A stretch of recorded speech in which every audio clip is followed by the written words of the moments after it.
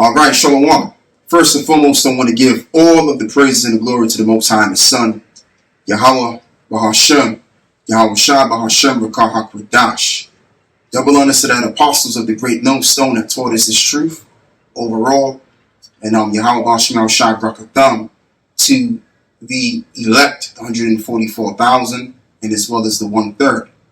Okay, and the title of this lesson is going to be called Offend Less, by beginning in the book of 2 Peter, or 1 Peter 2 in verse 18.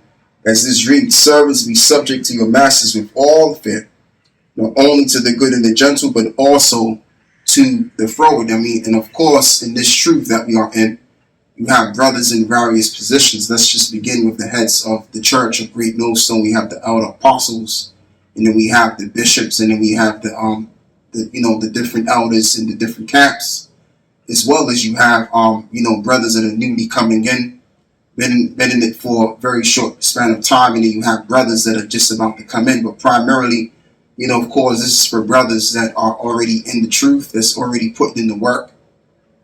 And I just want to declare this message that, we have to show the order of things that are written. They're written in the scriptures. We can't be out here doing things which is quite contrary to the order. We have to be out here rehearsing the righteous acts and doing it like it's the real thing. All right. And just to revisit back to the point of order, that if there's been certain things that have been said of the heads that we should be doing and should not be doing, we should be active in fulfilling the order of these men. Okay. So now what I want to do is I want to read a different precept in the book of Peter. And what I should have did is I should have started in verse 17, actually. As this reads, honor all men and love the brotherhood and fear the Most High and honor the King. Exactly. So we're supposed to honor all the men. So if a particular brother tells you not to do A, B, and C, reprimands you a little bit, especially if it's a brother or an elder in your camp, supposed to just take heed. You shouldn't have the mentality of, well, he's not an apostle, so whatever he got to say about what I should or should not be doing, I don't need to take heed to that. All right? You can't have that attitude. We have to honor all men. Again, to be offend less. All right? So now let me read verse 18 again. Servants, be subject to your masters with all fear, not only to the good and gentle, but also to the froward. And as well as I'm going to say this as well, that you have the heads that have already endured a long time in this truth and have showed good examples time in and time out, and they're remaining to show that example. So it's for all of us to act on that example, be the example that we have in front of us. Okay? So now let's also read the book of 2 Corinthians 6 and verse 3. Giving no offense in anything, that the ministry be not blamed, but in all things approving ourselves, right, as the ministers of the Most High. Exactly. So we don't want to be blaming the ministry. We don't want to be doing things which makes the ministry look crazy.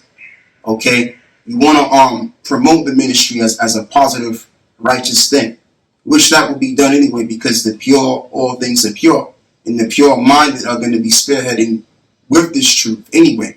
They're going to show what righteousness is all about when it's all said and done. All right? So the ministry will not be blamed, as it's preordained that the ministry will be shown as giving the Lord his credit. Okay? This ministry is going to demonstrate the righteousness and as well as the power of the Lord himself.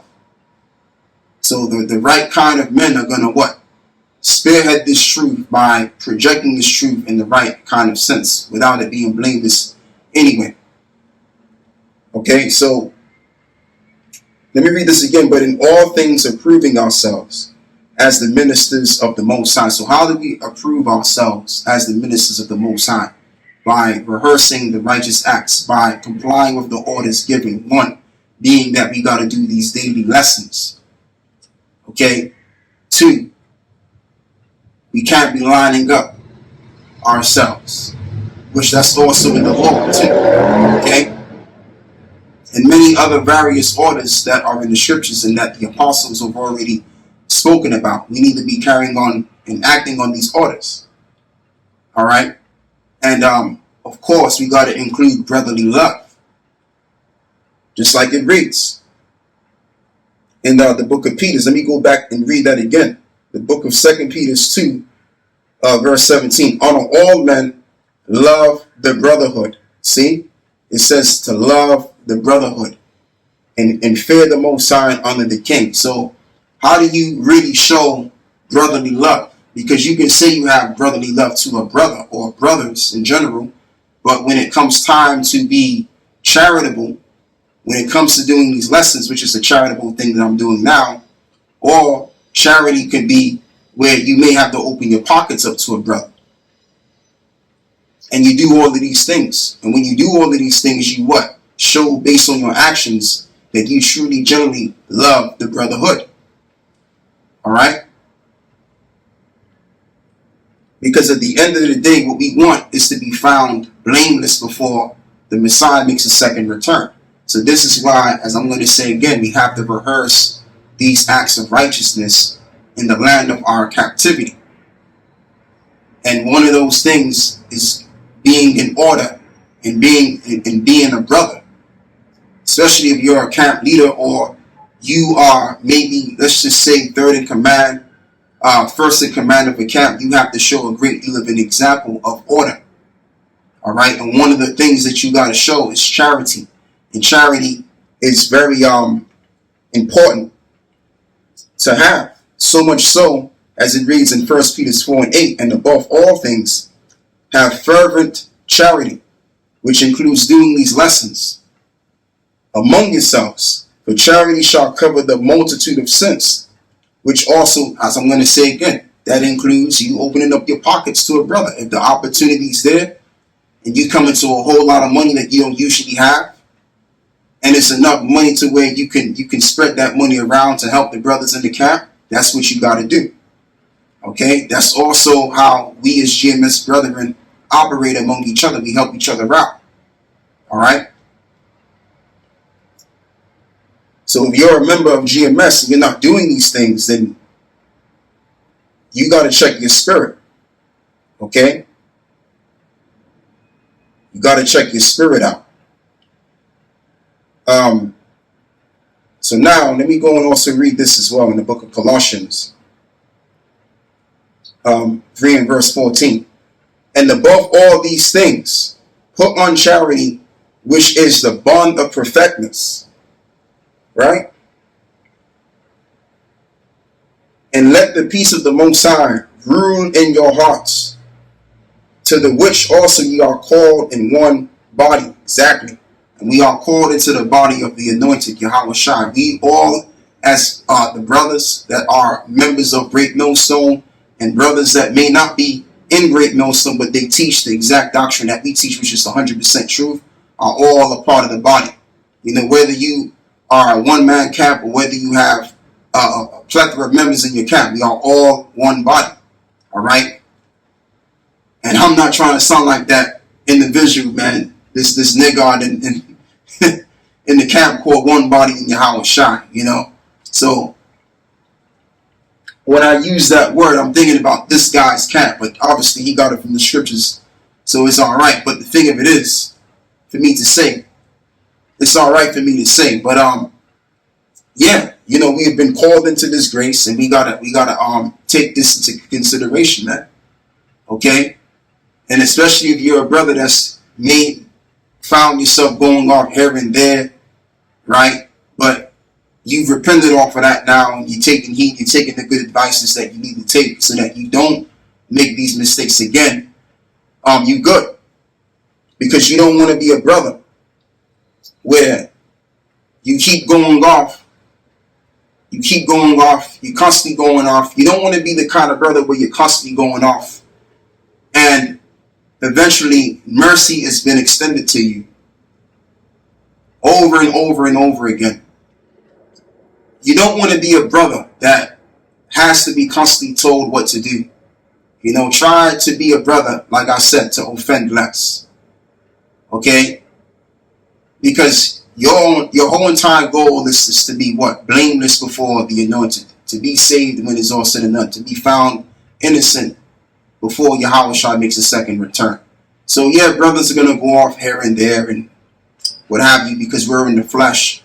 But don't go off to the point of no return. Brothers may even say that they may forgive you. Leaders may say they forgive you. But if you're going off to the point of no return, then there's no hope for you at that point. Then you may have to get suspended, or maybe you might have to just get cut off from the camp because you're now becoming a burden as well as a disease unto the body of the brothers that you're around. Okay? Because of your way left behavior. So, what we have to be in this truth, we have to be peaceful. We have to do all of these different things that I've read and apply it so that we can be what? Innocent, made pure before the Maker.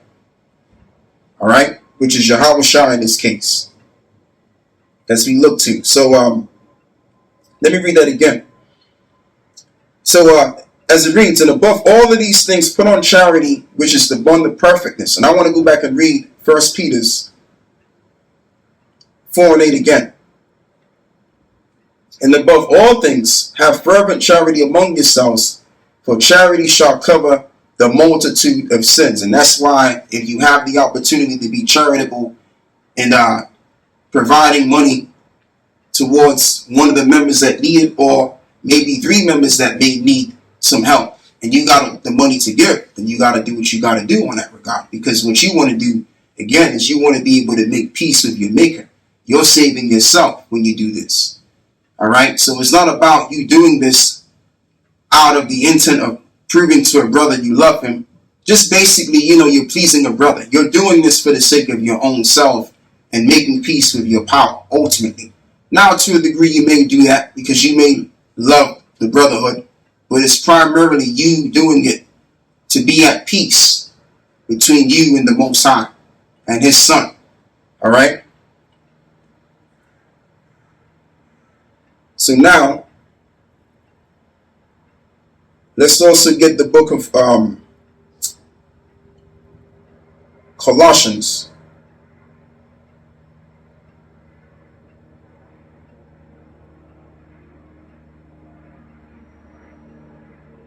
We're going to read something else.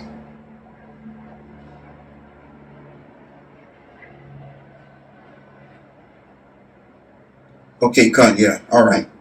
Yes, so I'm done with Colossians. Let's go and get the book of Galatians now.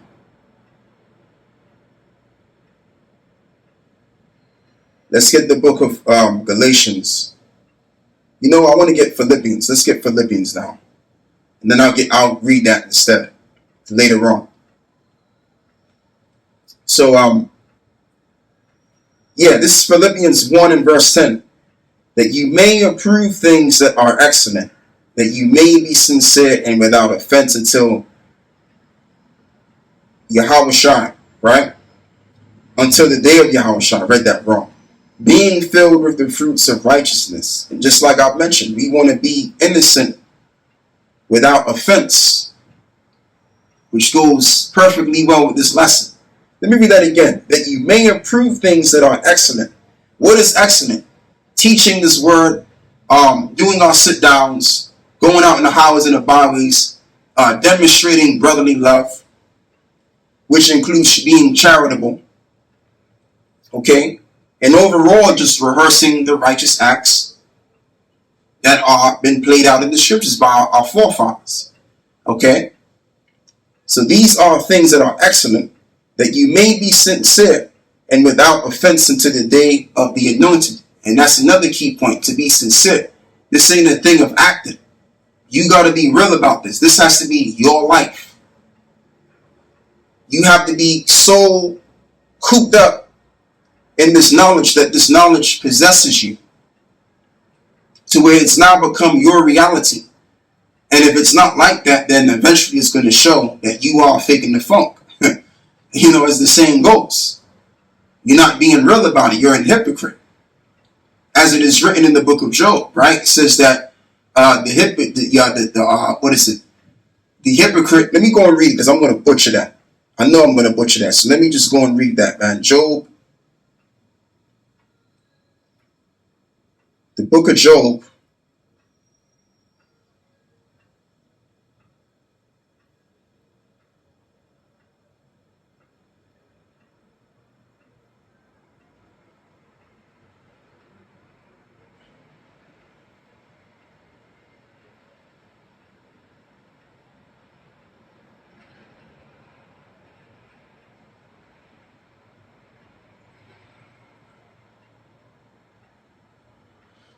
Job 20 and verse 5, that the triumphing of the wicked is short, and the joy of the hypocrite is but for a moment. Exactly. So the hypocrite is only going to but last so long in this society, and then eventually the Lord is going to destroy him or her. All right. So when it comes to doing the righteousness that are written therein, we can't be hypocrites in this thing. We have to be real about this thing. Didn't Yahushua say that in this mountain shall the true worshipers worship me in truth? Let me see if I can pull that out. And I believe he was talking to the Samaritan woman as well on that. If I'm correct, it's in the book of John 4. Let me see something real quick.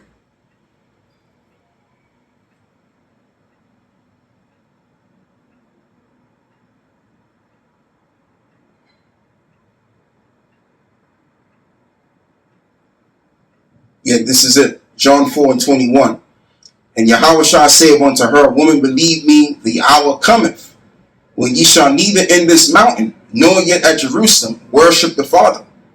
Ye worship ye know not what we know, what we worship, for salvation is of the Jews. But the hour cometh but the hour cometh, and now is, when the true worshipers shall worship the Father in spirit and in truth. For the Father seeketh such to worship him, and that is the elect. John 15 and 16 tells us that the Lord have not chosen, we have not chosen him, but he have chosen us to bring forth fruit that's meet for repentance. So overall, the elect were already handpicked and chosen from the beginning of the world, and to be handpicked and chosen to do his will in the physical playing field. All right? And to gather more fruit, those that may be of the elk of the elect, that were preordained to be of the elect. So that's what we're here to do. But the point is that we would worship the Lord in truth, in the spirit of truth. Okay? Let me see if I can get that scripture as well.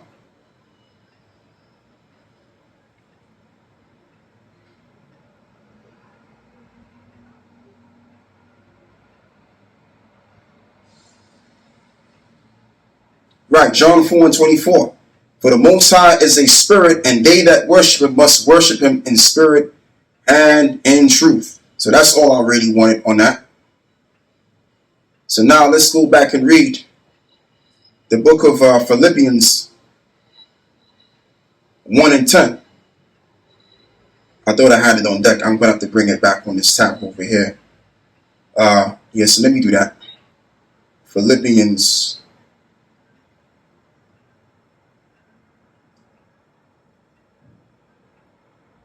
1 and 10. So let's begin. As it reads, that ye may approve things that are excellent, that you may be sincere and without offense until the day of the anointed.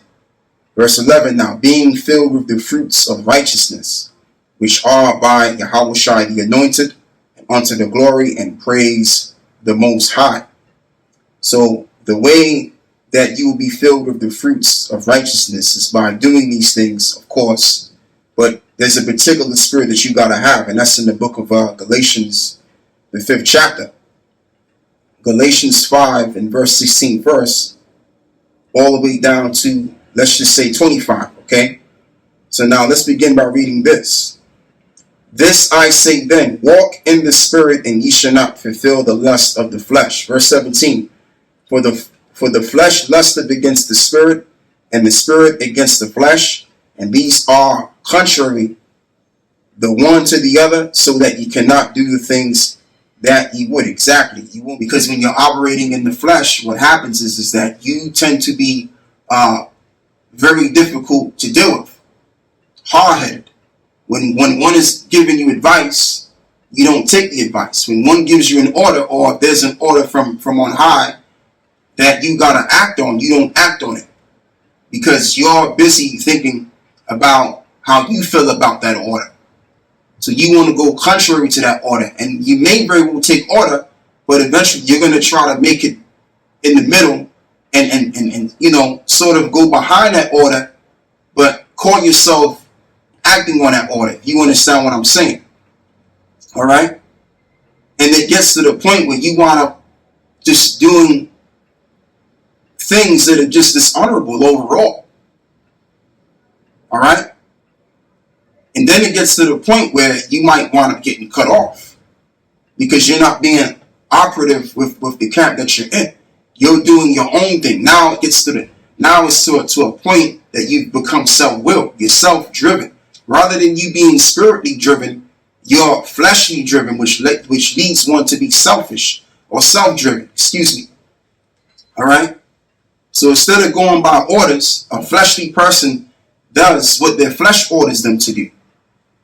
You see? So you don't want to be that brother, because guys like that find themselves always in trouble. They might get suspended a couple of times. They're constantly being reprimanded.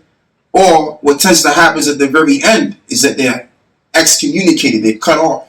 And this is why in the book of Matthew 5 and 29, which I will begin by reading, says this, as it reads, and if thy right eye offend thee, pluck it out, and cast it from thee, for it is profitable for thee that one of thy members should perish, and not that thy whole body should be cast into hell. And if thy right hand offend thee, cut it off, and cast it from thee, for it is profitable for thee that one of thy members should perish, and not that thy whole body should be cast into hell. So it's not literally talking about body parts, it's talking about members. Brothers that may be very difficult to deal with. Brothers that make other brothers feel uncomfortable because other brothers feel like this guy's troublesome ways can lead to them getting kicked out. Or it can have an effect on the whole entire camp. And the whole entire camp is blamed because of this one guy. As it is also written that a little leaveneth the whole lump. And people that make bread, they know this. Most bread is made with leavening in it. So even if you add a little bit of leavening in it, guess what? The bread is still going to rise. A little wickedness can go a long way. A little of anything can go a long way. Look at this truth. This truth started out with a very few men. And now this truth has basically sprouted and blossomed all over the world. To the point where even your celebrities know about this truth of the Israelites. Even the average individual that you may work side by side with knows this thing of ours that we're pushing. Okay? It's spreading like wildfire. Just like a cancerous cell. If you let the cancer, if you let the cell of the cancer go, it's going to spread and it's going to become something that the body cannot deal with. The immune system won't be able to deal with it. So you got to cut things off, especially if it ain't right, or if a particular brother ain't right and he's not willing to change his ways. He has to be cut off. All right? Because if he's not cut off, then his evil, troublesome ways is going to contaminate the camp.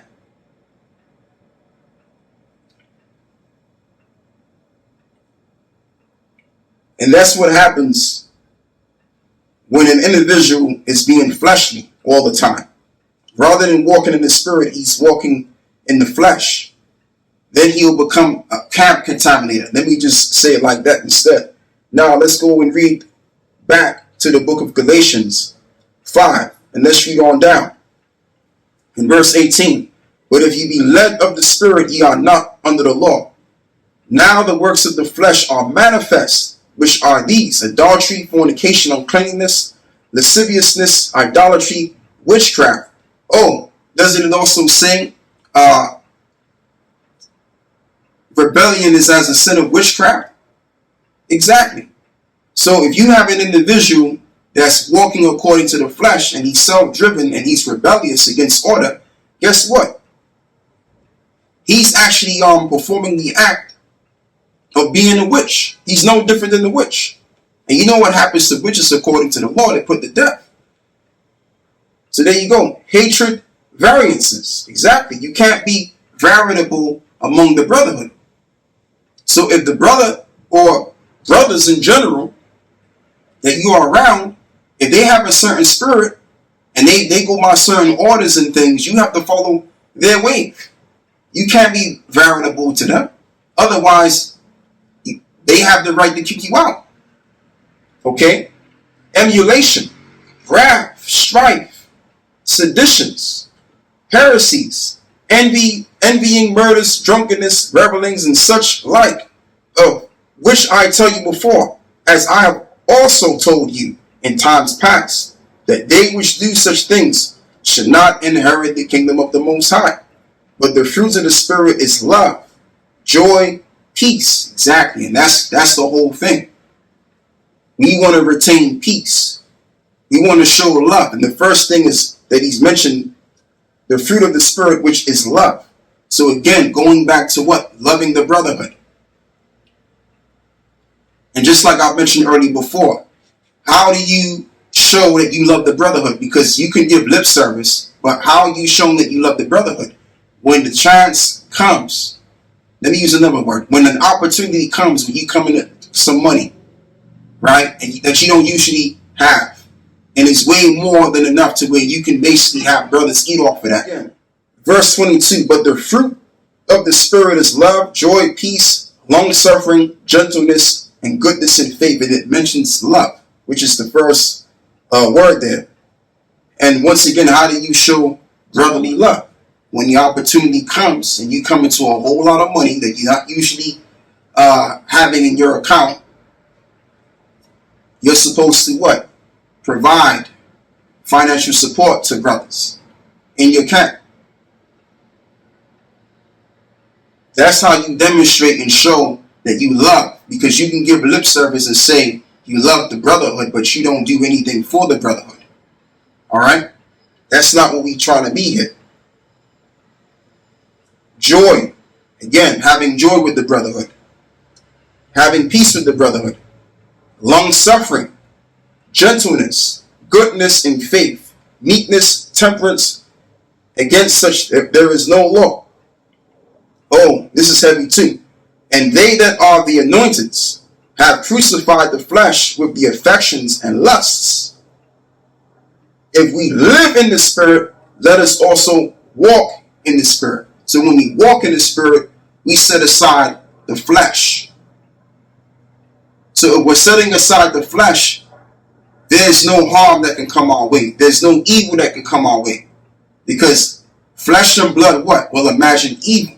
So if you're in the flesh, you're going to what? Do evil and bring evil upon yourself. For whatever man soweth, that shall he also reap. Let me even pull that out. That's the chapter away. Galatians 6, verse 7 to verse 8. Be not deceived, for the Most High is not mocked. For whatsoever a man soweth, that shall he also reap. For he that soweth to his flesh shall of the flesh reap corruption. Exactly. But he that soweth to the Spirit shall the Spirit reap life everlasting. And that is the benefit of being in the Spirit, is that you're going to reap life.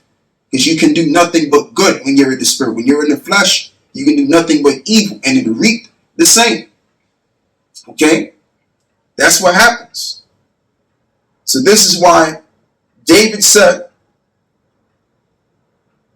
in the book of Psalms 51, verse 10 to 11, Lord, depart not from me, and do not take thy Holy Spirit from me. Because the Spirit is essentially important.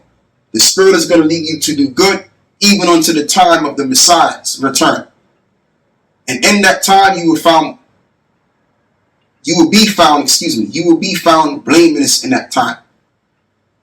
That's what we want.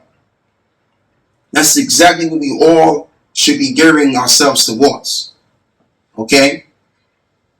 So we find ourselves operating in the flesh, we gotta what? Fast and pray. If we're going off on a particular thing, we gotta fast and pray so that we can get back in the spirit. And we can be operative with the camp and be at peace with the brotherhood. Because like I mentioned, I'm going to say this again, you don't want to be the kind of guy when you're constantly going off and you're going way off as well at the same time in combination to the amount of times you've been going off because you're in the flesh, to the point where it's too late for you to even redeem yourself to repent. And then it gets to the point where you get cut off. Okay? No one is trying to get cut off that truly believe in this truth. We are all trying to make progression towards our salvation. Alright? So that's all I have to say in this lesson. I want to give all of the praises and the glory to the Most High and the Son, Yahweh, Bahashem, Yahweh Shah, Bahashem, Rakah HaKodash. And with that, hopefully you saw this as an edifying video. And with that, I close. Shalom.